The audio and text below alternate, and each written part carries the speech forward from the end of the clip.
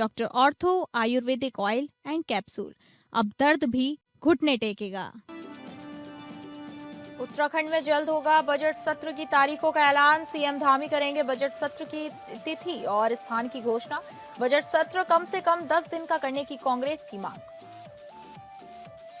कृषि मंत्री से कृषि सहायकों के पदाधिकारियों के एक प्रतिनिधिमंडल ने भेंट की। न्याय पंचायतों में तैनात कृषि सहायकों के मनदेय में वृद्धि के लिए मिलकर जताया आभार। कृषि सहायकों का मनदेय 8,300 से बढ़ाकर हुआ 12,391 रुपए। गदरपुर के विधायक अरविंद पांडे की बड़ी मुश्किलें। विधायक के कार्यालय पर प्रशासन ने नोटिस चस्पा किया। 15 दिनों के भीतर कैंप कार्यालय हटाने के निर्देश दिए। उत्तराखंड में मौसम में बदलेगा मौसम। गुरुवार रात से एक तीव्र पश्चिमी विक्षोभ के प्रभाव में उत्तराखंड अगले कुछ दिनों में भारी बारिश और बर्फबारी की संभावना।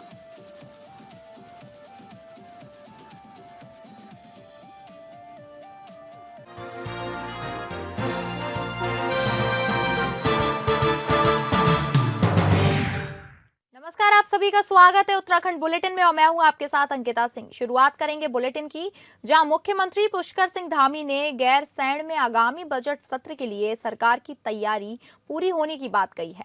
मुख्यमंत्री धामी ने कहा कि सरकार की पूरी तैयारी गत वर्ष में भी बजट सत्र गैरसैंण से कराने में की थी, लेकिन तकनीकी कारणों के चलते वहां पर सत्र नहीं बल्कि मानसून सत्र करा पाए। वहां इस बार सरकार की पूरी तैयारी है। आपको बता दें कि मंत्रिमंडल ने मुख्यमंत्री पुष्कर सिंह धामी को बजट सत्र की तिथि और स्थान तय करने के लिए अधिकृत किया है।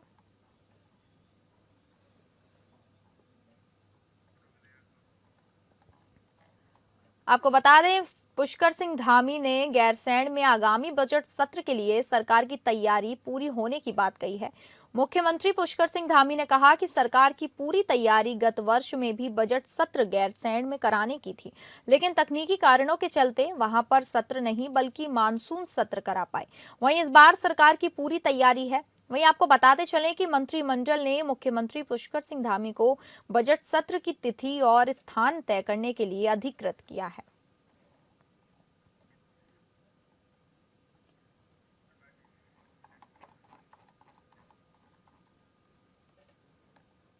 अगली खबर का रुख करेंगे, जहां उत्तराखंड सरकार ने भी आम बजट 2026 और 27 की तैयारी तेज करने का काम किया है। जहां राज्य कैबिनेट ने मुख्यमंत्री पुष्कर सिंह धामी को बजट सत्र की तारीखों का ऐलान करने के लिए अधिकृत किया है। वहीं सरकार का बजट विभाग भी तमाम विभागों से प्रस्ताव मंगाकर उनका अध्ययन कर रहा है। राज्य के वित्त सचिव दिलीप जवालकर का कहना है कि वित्त विभाग के पास तमाम विभागों के प्रस्ताव पहुंच चुके हैं, अब उनका अध्ययन किया जा रहा है। साथ ही केंद्र का आम बजट सार्वजनिक होने के बाद राज्य में भी आम बजट को अंतिम रूप दिया जाएगा।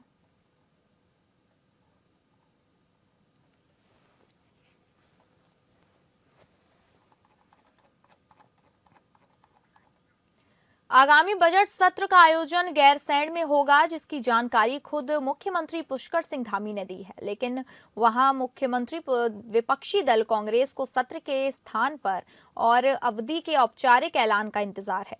कांग्रेस के वरिष्ठ नेता और चकराता विधायक प्रीतम सिंह का कहना है कि सत्र कहीं पर भी हो, कांग्रेस इसके लिए तैयार है, लेकिन बजट सत्र है तो कम से कम 10 दिन का ही होना चाहिए, जिसके लिए विधानसभा अध्यक्ष और सरकार दोनों से बात की जाएगी।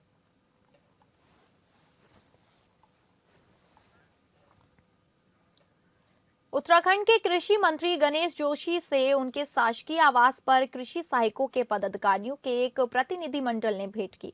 प्रदेश की न्याय पंचायतों में तैनात कृषि सहायकों के मानदेय में हुई उल्लेखनीय वृद्धि के बाद प्रतिनिधिमंडल ने कृषि मंत्री गणेश जोशी का फूलों की माला एवं पुष्प गुच्छ भेंट कर उनका आभार जताया। गौरतलब हो कि कृषि मंत्री गणेश जोशी के निर्देशों के बाद कृषि सहायकों का मानदेय 8,300 से बढ़कर 12,391 कर दिया गया। इस अवसर पर कृषि मंत्री गणेश जोशी ने सभी को बधाई एवं शुभकामनाएं देते हुए कहा कि कृषि सहायक लंबे समय से मानदेय बढ़ोतरी की मांग कर रहे थे। उन्होंने कहा कि मुख्यमंत्री पुष्कर सिंह धामी के नेतृत्व में हमारी सरकार पूरी संवेदनशीलता के साथ कार्य कर रही है। उन्होंने कहा कि अभी उपनल कर्मचारियों को समान वेतन, समान कार्य लाभ दिया जाएगा। कृषि मंत्री गणेश जोशी ने भरोसा जताया कि मानदेय में वृद्धि से कृषि सहायकों को आर्थिक संबल मिलेगा और वे और अधिक उत्साह के साथ किसानों की सेवा कर सकेंगे। था और आज हमारी सरकार ने इसको बढ़ाकर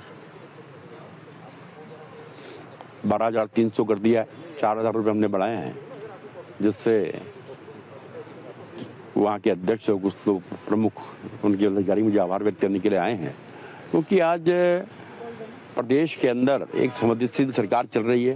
अभी पूर्व में देखा होगा 4,500 उपलब्ध कर्मचारियों के पक्ष में हमने फैसला लिया है और अभी धीरे धीरे शीघ्र जो शेष है उनको भी हम समायोजित करेंगे। और जो भी इनकी अन्य मांगे हैं, जिन्होंने एक मांग पत्र मुझे और दिया है छुट्टी का, उस पर भी हम विचार करेंगे, क्योंकि सरकार कर्मचारियों से चलती है और कर्मचारियों की चिंता करना एक संसदीय सरकार का कर्तव्य है और पुष्कर सिंह धामी सरकार इस पर पूरी ईमानदारी से काम कर रही है। नितिन नवीन मंगलवार को भाजपा के 12वें राष्ट्रीय अध्यक्ष बन गए हैं। नई दिल्ली में भाजपा मुख्यालय में उनके नाम का ऐलान किया गया। अध्यक्ष नियुक्त किए जाने पर प्रदेश महामंत्री कुंदन परिहार ने उन्हें बधाई दी। साथ ही ये भी कहा कि नितिन नवीन का अध्यक्ष चुना जाना कई मायनों में महत्वपूर्ण साबित होगा। साथ ही 2027 के चुनाव में नितिन नवीन की अध्यक्षता में भाजपा एक बार फिर उत्तराखंड में बम्पर वोटों से जीतकर सरकार बनाने का काम करेगी।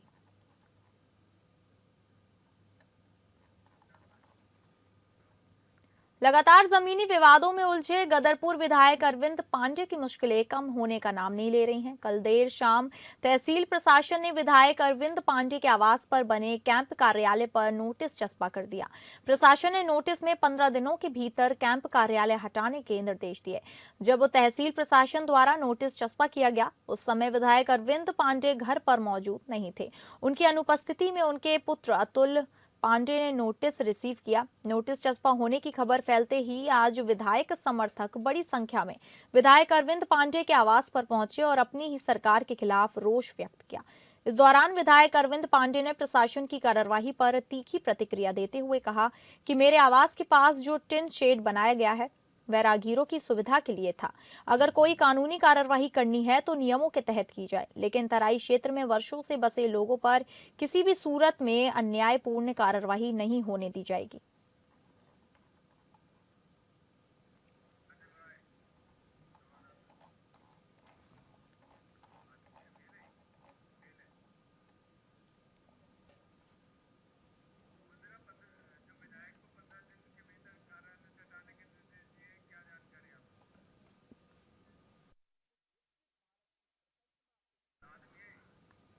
और ज्यादा जानकारी के साथ हमारे संवाददाता काजल राय हमारे साथ जुड़ गए हैं।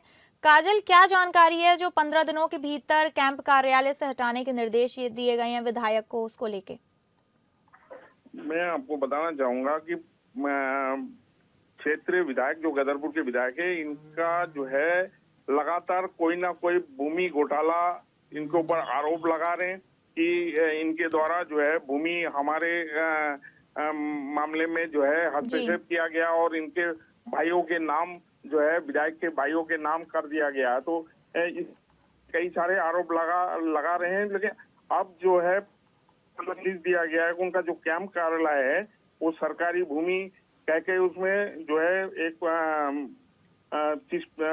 जो है कागज उनको थमाया गया है, जिसको लेकर जो है कई सारी चर्चाएं हो रही थी। जो आज जो है इस क्षेत्र के तमाम जो है कार्यकर्ता यहाँ उनके आवास में पहुंचे हैं। इसके अलावा त्रिवेंद्र सिंह रावत जी और बलूनी जी, 3-4 जो वरिष्ठ नेता जो है पहुंचने की बात की जा रही है। जी ठीक है, बहुत बहुत धन्यवाद आपका जानकारी साझा करने के लिए। अगली खबर का रुख करेंगे, जहां रानीखेत विधानसभा क्षेत्र के ग्राम जैनोली में आगामी विधानसभा चुनाव को लेकर कांग्रेस कार्यकर्ताओं की एक महत्वपूर्ण बैठक आयोजित की गई। बैठक के मुख्य अतिथि पूर्व विधायक करण म्हारा रहे। कार्यक्रम में कार्यकर्ताओं ने आगामी विधानसभा चुनाव में जीत को लेकर अपने विचार साझा किए तथा भाजपा सरकार की जन विरोधी नीतियों पर तीखा प्रहार किया। कार्यकर्ताओं ने बढ़ती महंगाई, बेरोजगारी, स्वास्थ्य और शिक्षा व्यवस्था की बदहाली के साथ साथ महिला सुरक्षा जैसे गंभीर मुद्दों को भी प्रमुखता से उठाया। उन्होंने कहा कि प्रदेश में महिलाएं और बेटियां खुद को असुरक्षित महसूस कर रही हैं, जो वर्तमान सरकार की सबसे बड़ी विफलता है। करण माहरा ने अपने संबोधन में कहा कि महिलाओं की सुरक्षा, सम्मान और न्याय कांग्रेस की सर्वोच्च प्राथमिकता है। उन्होंने स्पष्ट किया कि सत्ता में आने पर कांग्रेस महिलाओं की सुरक्षा को लेकर ठोस और प्रभावी कदम उठाएगी। इसके साथ ही करण माहरा ने कार्यकर्ताओं से बूथ स्तर पर संगठन को मजबूत करने पर विशेष जोर दिया। उन्होंने कहा कि चुनाव में जीत की नींव बूथ की मजबूती पर निर्भर करती है, इसलिए प्रत्येक कार्यकर्ता को अपने अपने बूथ पर सक्रिय रहकर जनता से सीधा संवाद स्थापित करना होगा और कांग्रेस की नीतियों और विचारधारा को घर घर तक पहुंचाना होगा।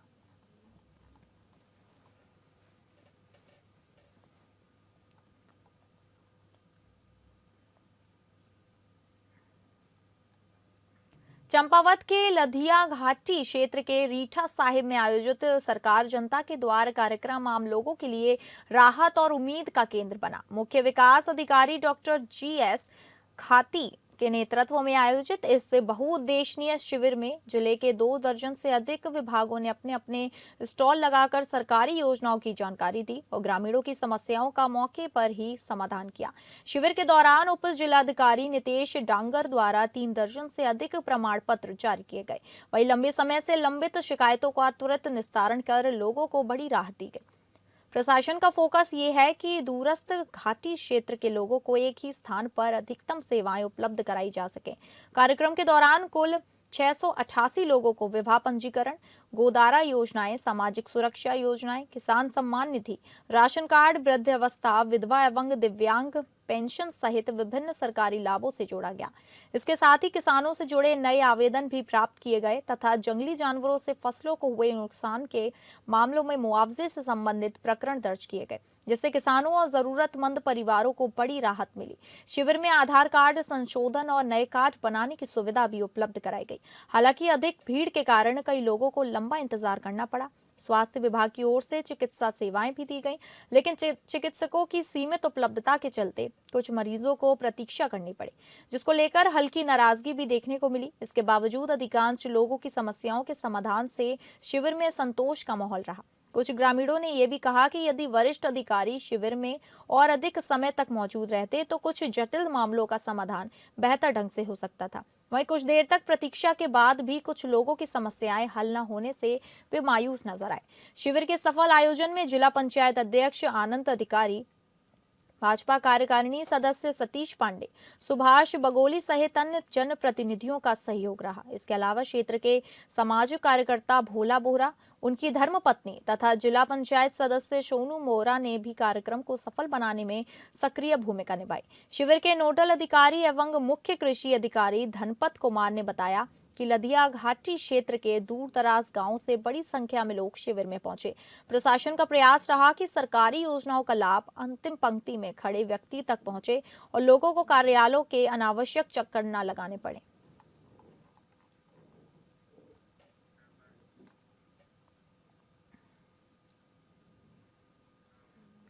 सरकार की महत्वाकांक्षी योजना जन जन की सरकार जन जन के द्वार अभियान के अंतर्गत विकासखंड खटीमा की न्याय पंचायत बढ़िया में बहुउद्देशीय शिविर का आयोजन किया गया। राजकीय इंटर कॉलेज बढ़िया में आयोजित इस शिविर की अध्यक्षता अपर जिला अधिकारी ऊधम सिंह नगर ने की।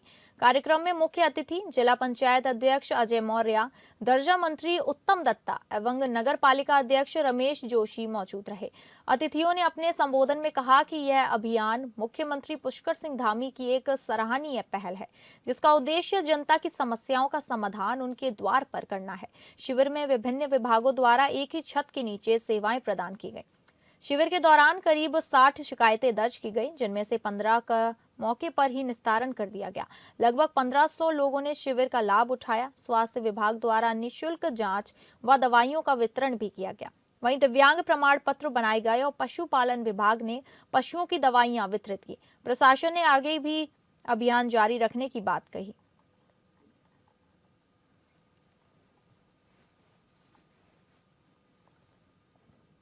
अगली खबर का रुख करेंगे, जहां मसूरी माल रोड से पटरी व्यापारियों को हटाए जाने का मामला तूल पकड़ता जा रहा है। आज TVC बैठक में पटरी व्यापारियों को व्यवस्थित किए जाने को लेकर अहम बैठक का आयोजन किया गया था, जिसमें लगभग 120 लोगों को विस्थापित किया जाना था, लेकिन नगर पालिका द्वारा केवल 20 लोगों को पटरी लगाने की अनुमति दिए जाने को लेकर लंबे समय से बेरोजगारी का दंश झेल रहे पटरी व्यापारियों के सब्र का बांध टूट गया और बैठक छोड़कर सभी पटरी व्यापारी नगर पालिका प्रांगण में एकत्रित हो गए, जहां पर उन्होंने नगर पालिका अध्यक्ष का घेराव किया और सभी 120 लोगों को विस्थापित किए जाने की मांग की, जिस पर मामला बिगड़ता देख नगर पालिका अध्यक्ष द्वारा एक बार फिर बैठक के लिए सभी लोगों को नगर पालिका सभागार में आमंत्रित किया गया। लेकिन नगर पालिका में भी पटरी व्यापारियों और पालिका के बीच समझौता नहीं हो पाया, जिस पर पटरी व्यापारी आक्रोशित हो गए और उन्होंने टीवीसी कमेटी भंग करने की मांग को लेकर नगर पालिका प्रांगण में जमकर नारेबाजी की। पटरी व्यापारी संघ के अध्यक्ष रामकिशन राही ने कहा कि नगर पालिका द्वारा गरीबों का शोषण किया जा रहा है।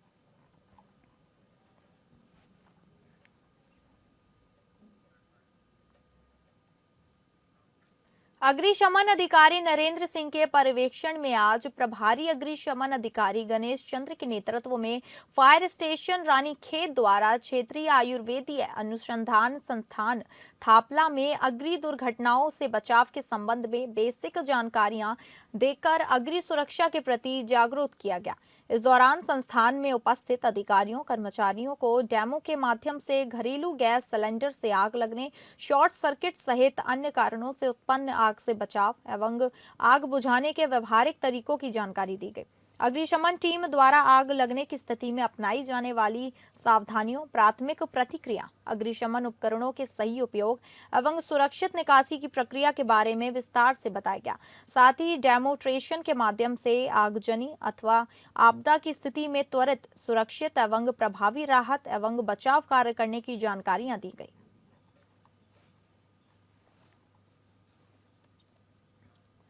रुड़की कोतवाली क्षेत्र के सती मोहल्ले में दो पक्षों के बीच किसी बात को लेकर विवाद हो गया। विवाद इसके बाद एक पक्ष के दबंगे द्वारा एक युवक के घर पर लाठी डंडों से हमला कर दिया गया, जिसके चलते दबंगों के द्वारा लाठी डंडों से घर के दरवाजे, स्कूटी और बिजली का मीटर तोड़ दिया गया। इस घटना का एक पड़ोसी ने वीडियो बना लिया, जो आज सोशल मीडिया पर वायरल हो गया। आपको बता दें, सती मोहल्ले में दो पक्षों के बीच किसी बात को लेकर विवाद हो गया, जिसका फैसला एक पक्ष के आतिफ नाम के युवक के द्वारा कराने का प्रयास किया जा रहा था। आतिफ की किसी बात से नाराज होकर बुधवार की देर रात बड़ी संख्या में दबंगों ने लाठी डंडे लेकर घर पर हमला कर दिया। सूचना मिलते ही पुलिस मौके पर पहुंची। वीडियो में दिखाई दे रहे कुछ दबंग लोग गाली गलौज करते हुए लाठी डंडे से एक घर के दरवाजे और खिड़कियों में तोड़फोड़ कर रहे थे। सीसीटीवी वीडियो में कुछ दबंग लोग लाठी डंडे लेकर एक गली से भागते हुए नजर आ रहे थे। पीड़ित पक्ष के द्वारा आज पुलिस को तहरीर देकर आरोपियों पर कार्यवाही करने की मांग की गई। पुलिस फिलहाल वीडियो के आधार पर आरोपियों की तलाश कर रही है। उत्तराखंड में मौसम विभाग ने अगले कुछ दिनों में भारी बारिश और बर्फबारी की संभावना जताई है। मौसम विभाग के निदेशक चंद्र सिंह तोमर ने कहा कि गुरुवार रात से एक तीव्र पश्चिमी विक्षोभ के प्रभाव में उत्तराखंड आएगा, जिससे राज्य में व्यापक बारिश और ऊंचाई वाले इलाकों में भारी बर्फबारी हो सकती है। 23 जनवरी को मौसम सबसे ज्यादा सक्रिय रहेगा, जबकि 24 जनवरी तक इसका असर बना रहेगा। उन्होंने बताया कि 23 जनवरी को उत्तरकाशी, रुद्रप्रयाग, चमोली, बागेश्वर और पिथौरागढ़ जिले में भारी बर्फबारी की संभावना है, जबकि अन्य पर्वतीय जिलों में हल्की से मध्यम बारिश या बर्फबारी हो सकती है। 24 जनवरी को पर्वतीय क्षेत्रों में हल्की से मध्यम बारिश और बर्फबारी का अनुमान है, जबकि मैदानी क्षेत्रों में हल्की बारिश संभव है। 25 जनवरी को भी उत्तरकाशी, रुद्रप्रयाग, चमोली, बागेश्वर और पिथौरागढ़ जिलों में बारिश की संभावना जताई गई है।